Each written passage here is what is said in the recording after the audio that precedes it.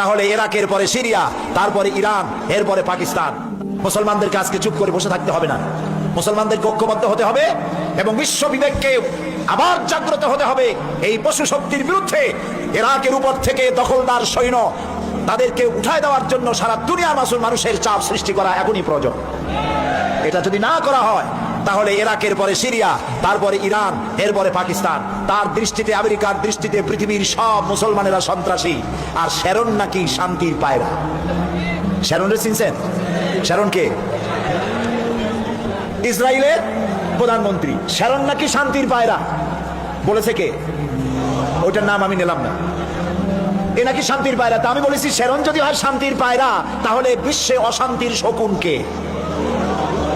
প্রতি মুহূর্তে তারা প্যালেস্টাইনের মুসলমানদেরকে বুলডোজার দিয়ে তাদের বাড়িঘর ধ্বংস করে দিচ্ছে, তাদের মানুষগুলিকে মেরে শেষ করে দিচ্ছে, স্বাধীনতার স্বপ্ন মাটির সাথে মিশিয়ে দিচ্ছে। ইয়াসির আরাফাত আজ পৃথিবীতে নাই। সারা দুনিয়ার শান্তিকামী মানুষের, মুক্তিকামী মানুষের প্রাণের স্পন্দন ছিলেন ইয়াসির আরাফাত। তিনি চলে গেছেন পৃথিবী থেকে। আমরা আশা করব আল্লাহ তাআলা সাহায্য করবেন ফিলিস্তিনিদেরকে, আমরা যেন দেখতে পারি অভিশপ্ত ইহুদিদের হাত থেকে প্যালেস্টাইন আল্লাহ মুক্ত করেছেন। আল্লাহ তৌফিক দিন।